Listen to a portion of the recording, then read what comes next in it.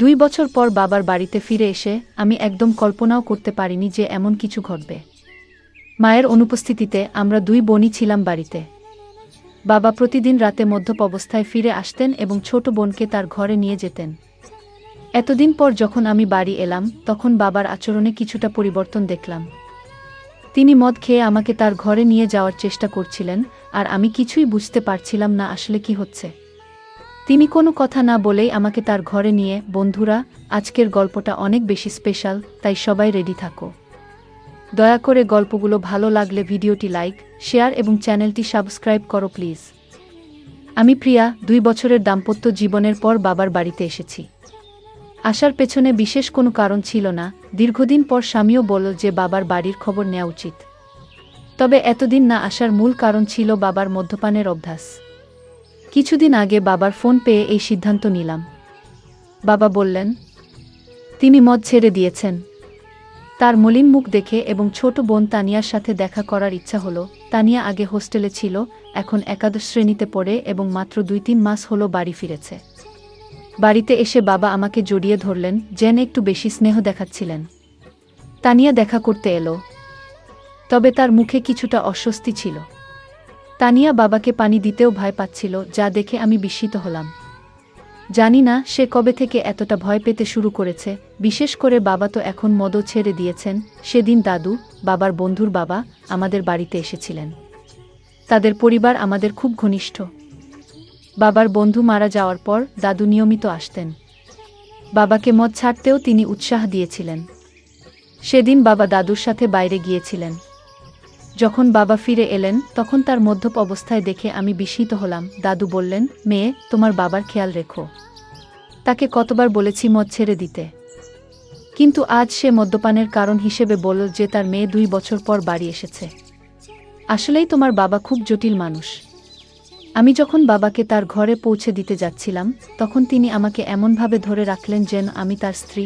পরের দিন সকালে শ্বশুরবাড়ি ফেরার জন্য প্রস্তুত হলে বাবা আমাকে থামিয়ে বললেন, কোথায় যাচ্ছ? এসেছ তো মাত্র 1 দিন হয়েছে। আমি জবাব দিলাম, আপনি যদি মদ না ছাড়েন তাহলে আমি আর এখানে থাকব না। তানিয়াকেও নিয়ে যাচ্ছি। আমার কথায় বাবা বিচলিত হয়ে পড়লেন। তানিয়া বাবার সৎ মেয়ে হলেও তিনি তাকে নিজের মেয়ের মতোই দেখেছেন। মায়ের মৃত্যুর পর বাবার দ্বিতীয় বিয়েতে তানিয়া আমাদের জীবনে আসে। আমি তানিয়াকে সবসময় নিজের ছোট বোনের মতোই ভালোবেসেছি। বাবার প্রতিশ্রুতি অনুযায়ী আমি আরও কিছুদিন থাকার সিদ্ধান্ত নিলাম। 1-2 দিন পর আমি তানিয়াকে নিয়ে বাজারে গেলাম। তার জন্য অনেক সুন্দর পোশাক এবং মেকআপের সামগ্রী কিনলাম। বাড়ি ফিরে আমি তানিয়াকে বললাম নতুন পোশাকগুলো পরে দেখতে। একটি পোশাক তাকে বিশেষ সুন্দর লাগছিল। আমি তাকে সাজতে বললাম, আর নতুন পোশাকে সে অপূর্ব লাগছিল। তার এই রূপের কিছু ছবি মোবাইলে তুলছিলাম। ঠিক তখনই বাবা বাড়ি ফিরে এলেন। বাবা তানিয়াকে দেখে মুগ্ধ হয়ে গেলেন। তিনি কাছে এসে তার কাঁধে হাত রেখে বললেন, আমার তানিয়া এখন অনেক বড় হয়ে গেছে, কত সুন্দর দেখাচ্ছে। তবে বাবার কথায় তানিয়া কোনো প্রতিক্রিয়া দিল না। মনে হচ্ছিল বাবার হাত তার কাঁধে রাখাটা সে একদমই সহ্য করতে পারছে না, আর সঙ্গে সঙ্গে সেখান থেকে সরে গেল। সেই রাতে আমি আর তানিয়া এক ঘরে শুয়েছিলাম। হঠাৎ ঘুমের মধ্যে দেখি তানিয়া কাঁদছে। প্রথমে ভাবলাম হয়তো কোনো দুঃস্বপ্ন দেখেছে, তাই ঘটনাটা এড়িয়ে গেলাম।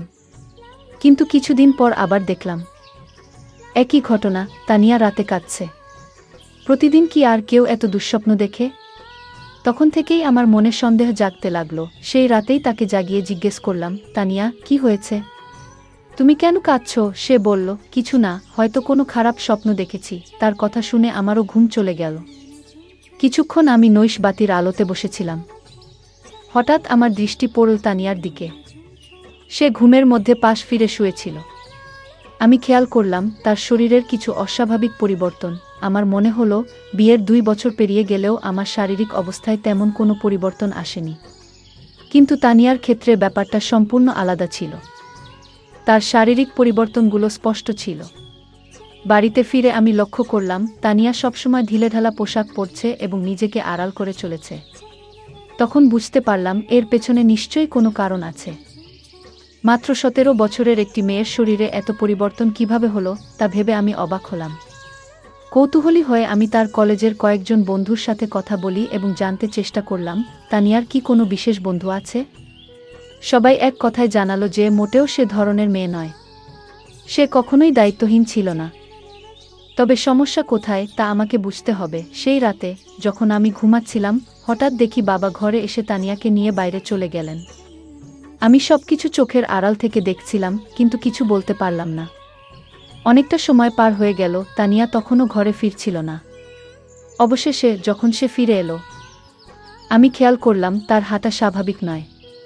সে বেশ অস্বস্তি নিয়ে চলাফেরা করছে। পরের দিন দুপুরে যখন তানিয়া বাইরে থেকে বাড়ি ফিরল, তখন আমি সরাসরি তাকে জিজ্ঞাসা করলাম, রাতে তুমি বাবার সাথে কোথায় গিয়েছিলে? সে বলল, বাবা ক্ষুধার্ত ছিলেন, তাই তাকে খাওয়াতে গিয়েছিলাম। তানিয়ার এই ব্যাখ্যা আমার ঠিক মনে হলো না। তখন আমি সরাসরি তাকে জিজ্ঞেস করলাম, তানিয়া, তুমি বাবাকে কেমন মনে করো? তিনি কি তোমাকে কোনোভাবে বিরক্ত করেন বা তোমার বয়সের তুলনায় বাসার ভারী কোনো কাজ করতে বলেন? তানিয়া দ্রুত বলল, না না, বাবা তো আমার খুব যত্ন নেন। তারপর সে নিজের ঘরে চলে গেল। আমার বাবা এখনও বেশ তরুণ দেখতে ছিলেন। তার বয়স এখনও 50ও পেরোয়নি। আমি দেখেছি তিনি সকালে নিয়মিত ব্যায়াম করেন এবং তানিয়াকেও সঙ্গে ডেকে নেন, কিন্তু তাদের মধ্যে কি চলছে তা আমি বুঝতে পারছিলাম না। একদিন হঠাৎ আমার ননদ ফোন করলেন। তিনি তানিয়ার জন্য একটি সম্পর্কের প্রস্তাব নিয়ে কথা বললেন। আমি তাকে জানালাম যে তানিয়া মাত্র 17 বছরের মেয়ে। তখন তিনি বললেন, প্রস্তাবটি খুব ভালো, ছেলে প্রতিষ্ঠিত। নন্দের কথায় আমি ছেলের পরিবারের সাথে যোগাযোগ করলাম এবং তাদের বাড়িতে আমন্ত্রণ জানালাম। যখন তারা তানিয়াকে দেখলেন, ছেলের মা বললেন, আপনার বোনের বয়স কি সত্যিই 17? দেখুন, এই মেয়ের শরীর এবং বয়সে বড় পার্থক্য রয়েছে।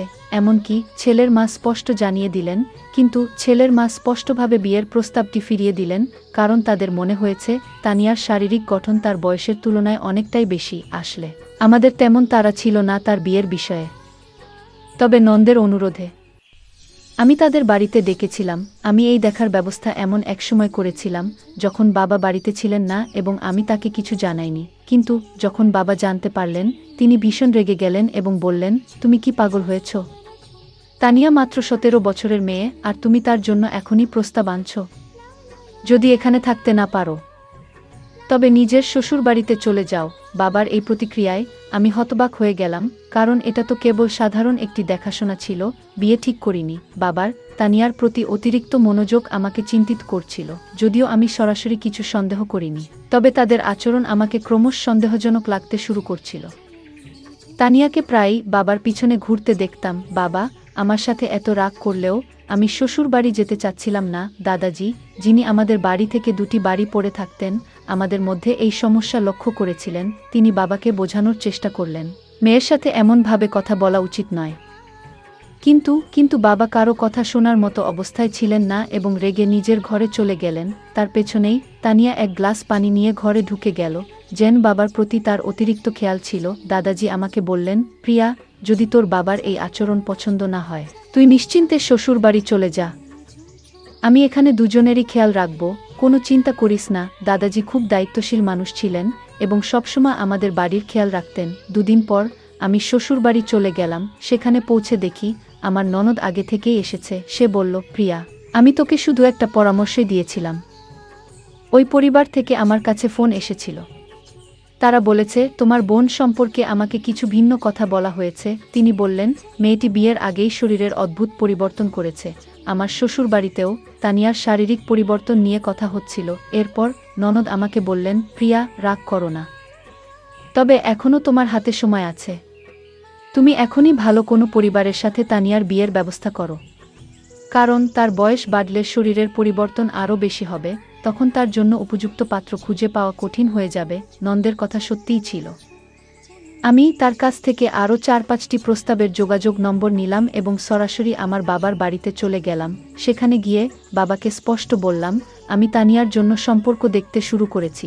বাবা এতে রেগে গেলেন, কিন্তু আমি তার রাগের পরোয়া করলাম না, কারণ আমি আমার বোনের ভবিষ্যৎ নিয়ে চিন্তিত ছিলাম। বাবা তর্ক করে বললেন, তানিয়ার বিয়ে হয়ে গেলেও আমি কিভাবে এই বাড়িতে একা থাকব? তোমার মা চলে যাওয়ার পর তানিয়া আমার জন্য মায়ের মতো হয়ে উঠেছে। বাবার কথা শুনে আমি কিছুটা বিরক্ত হয়ে বললাম, আপনার স্ত্রীর মতো বলতে চান? মানে সে খুব যত্নশীল। তিনি সঙ্গে সঙ্গে কথা ঠিক করে বললেন, মানে সে আমার খুব খেয়াল রাখে। তার বিয়ের পর আমার দেখাশোনা কে করবে? আমি বাবাকে বললাম, আপনার পেনশন তো আসে, আপনি একজন সেবিকা রাখতে পারেন যিনি 2-4 ঘন্টা আপনার যত্ন নেবেন। আসলে বাবাকে বোঝানোর প্রয়োজন ছিল না, কারণ তানিয়া সবসময় আমার কথা শুনত। আমার দেখা 4-5টি সম্পর্কের মধ্যে একটি পরিবার তানিয়াকে পছন্দ করেছিল। সেই পরিবার আমাদের শহরেই ছিল এবং ছেলেটি একটি বড় কোম্পানিতে চাকরি করত। তানিয়ার 18 বছর হতে এখনও 8 মাস বাকি ছিল, তবে আমি কাউকে কিছু না জানিয়ে সেই সম্পর্কটি ঠিক করে দিলাম এবং দ্রুত তার বিয়ে দিয়ে দিলাম। তানিয়ার বিয়ে হয়ে যাওয়ায় আমি আবার নিজের মনে শান্তি পেলাম। হ্যাঁ, কিন্তু আমি যেমনটা ভেবেছিলাম তেমন কিছুই হয়নি। বিয়ের প্রথম রাতের পরেই দ্বিতীয় দিনেই তানিয়া বাড়ি ফিরে এসেছিল। তার স্বামী রাগ করে তাকে বাড়িতে রেখে চলে গিয়েছিল, আর তানিয়াও কাঁদছিল। আমি তাকে জিজ্ঞাসা করলাম, তানিয়া, মাত্র একদিনেই এমন কি ঘটল শ্বশুরবাড়িতে যে তোমার স্বামী এত রেগে গিয়ে তোমাকে এখানে রেখে দিল? তখন সে বলল, আমি ওর সাথে থাকতে পারবো না। তানিয়া সঠিকভাবে কিছু বলতে চাইছিল না, তাই আমি তার স্বামীকে ফোন করলাম এবং জিজ্ঞেস করলাম কেন সে তানিয়াকে তার বাপের বাড়িতে রেখে দিল। তখন তার স্বামী বলল, তোমার তানিয়া প্রথম রাতেই কিছু অশোভন কথা বলেছে।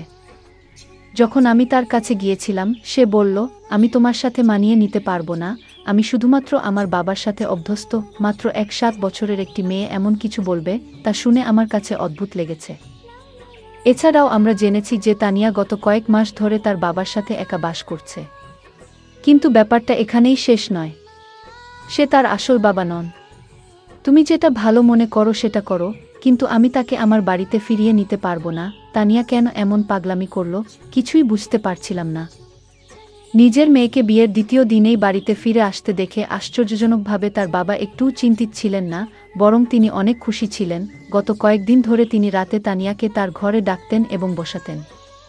কিছুদিন পর আমার সামনেই তিনি তানিয়ার জন্য কিছু পোশাক কিনেছিলেন, যা তার দেহের মাপে যথেষ্ট ছোট ছিল। তখন তানিয়া সেই পোশাকগুলো পরেনি, কিন্তু রবিবার আমি যখন আমার বান্ধবীর বাড়ি গিয়েছিলাম সেখান থেকে ফিরে এসে আমি দেখলাম যে তানিয়া সেই ছোট পোশাক পরে বাড়ির মধ্যে ঘুরে বেড়াচ্ছে। আমার চোখ অবাক হয়ে গিয়েছিল, কারণ সে তার বাবার সামনে ছোট পোশাক পরে হাঁটছিল। বাবা যেভাবে তাকে দেখছিলেন সেটা দেখে আমি সাথে সাথেই তানিয়ার হাত ধরে তাকে আমার ঘরে নিয়ে গেলাম এবং বললাম, তানিয়া, এখন তুমি আর ছোট নেই, একবার নিজেকে আয়নায় দেখো। বাবার সামনে এমন ছোট পোশাক পরে ঘুরে বেড়ানো ঠিক নয়। তানিয়া আমার কথাগুলো শান্তভাবে শুনল, কিন্তু কোনো উত্তর দিল না। সেদিন রাতে আমি ঘুমাচ্ছিলাম, তখন হঠাৎ আমার মনে হলো যেন কেউ আমাকে ধাক্কা দিয়েছে। ঘুম ভেঙে দেখি পাশে তানিয়া নেই। আমি তাকিয়ে দেখলাম সে ঘর থেকে বাইরে যাচ্ছিল। আমি তার পেছনে পেছনে গেলাম এবং দেখলাম সে বাবার ঘরের সামনে দাঁড়িয়ে আছে। আমি পেছন থেকে ডাকলাম, তানিয়া, এত রাতে কোথায় যাচ্ছ? কিন্তু সে আমার কথার কোনো উত্তর দিল না, এমনকি আমার দিকে তাকালো না। আমি তার সামনে এসে দাঁড়ালাম এবং তখন বুঝলাম তানিয়া আসলে ঘুমের মধ্যে হাঁটছিল। পরের দিন সকালে আমি তাকে জিজ্ঞেস করলাম, তানিয়া, তোমার কি ঘুমের মধ্যে হাঁটার সমস্যা আছে? সে বলল, আমারও ঠিক জানা নেই, আমি রাতে ঘুমের মধ্যে হাঁটি, কিন্তু কিছুই মনে থাকে না।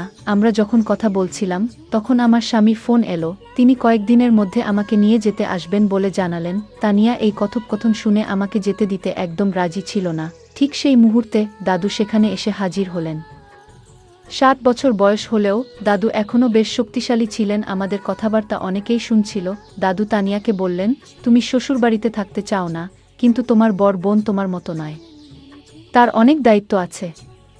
বাপের বাড়ি মেয়েদের জন্য অল্প সময়ের জায়গা, তাকে তার দায়িত্ব পালন করতে হবে, তাকে বাধা দিও না। দাদু তানিয়ার কাঁধে হাত রেখে কথা বলছিলেন, কিন্তু হঠাৎ তানিয়া দাদুর হাত ঝেড়ে ফেল এবং বলল, আমাকে অযথা উপদেশ দেবেন না, সে আমার বোন, তার সাথে কি কথা বলতে হবে সেটা আমি নিজেই দেখে নেব।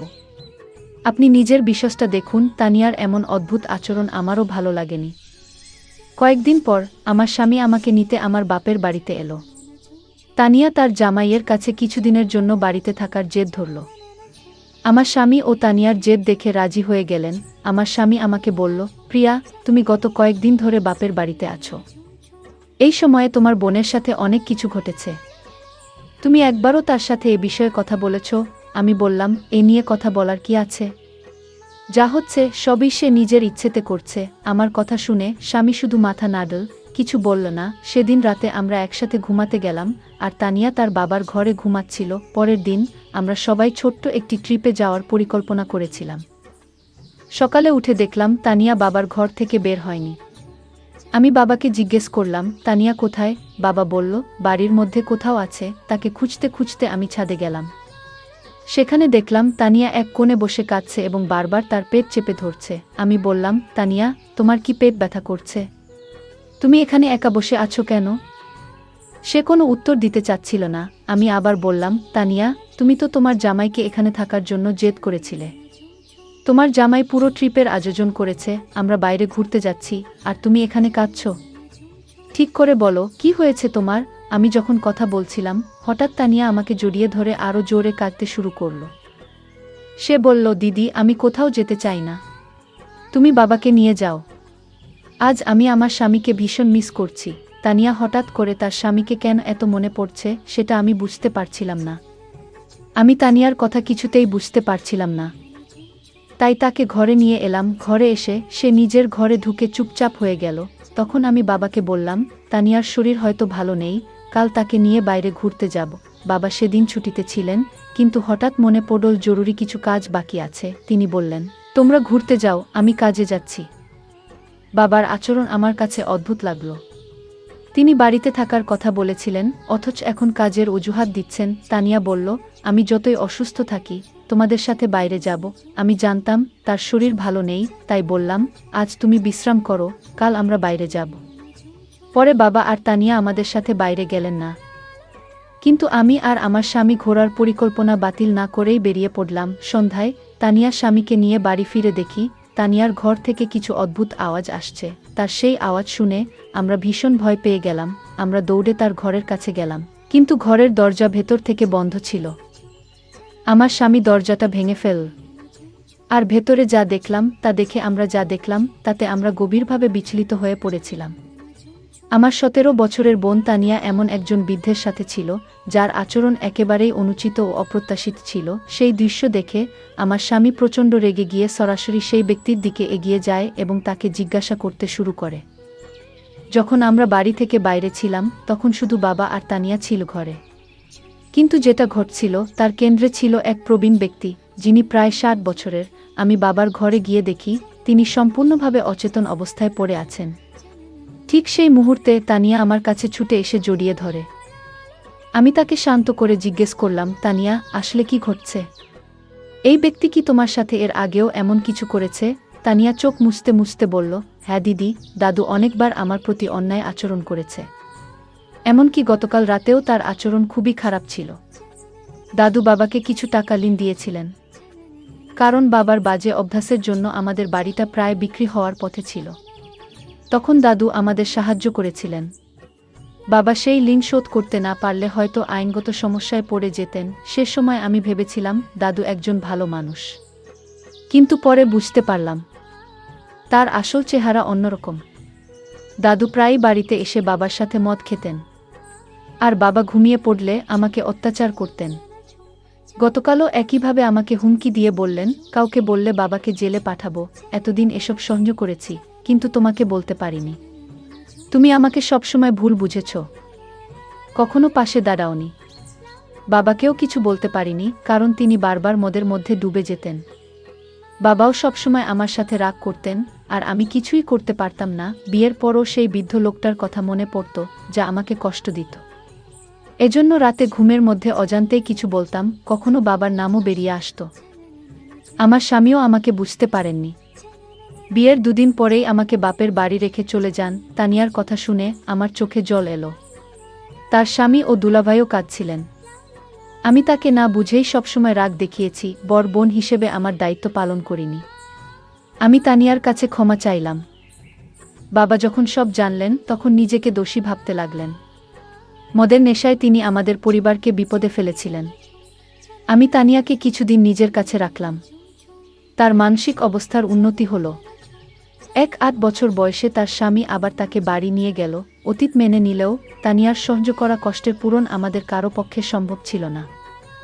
আমরা সেই বৃদ্ধ লোকটাকে পুলিশের হাতে তুলে দিলাম এবং সে শাস্তি পেল, যা তার প্রাপ্ত ছিল। বন্ধুরা, বাচ্চাদের যত্ন ও ভালোবাসা গুরুত্বপূর্ণ। পরিবারের সবাই মিলে নিয়মিত কথা বলা ও নজর রাখা উচিত, যাতে তারা সুখী থাকে এবং কোনো চাপের মধ্যে না থাকে। গল্পটা কেমন লাগলো জানাতে ভুলবে না। আরও মজার মজার রোমান্টিক গল্প শুনতে চাইলে ভিডিওটি লাইক, শেয়ার এবং চ্যানেলটি সাবস্ক্রাইব করতে এবং বেল আইকনটি ক্লিক করতে ভুলবে না। ধন্যবাদ।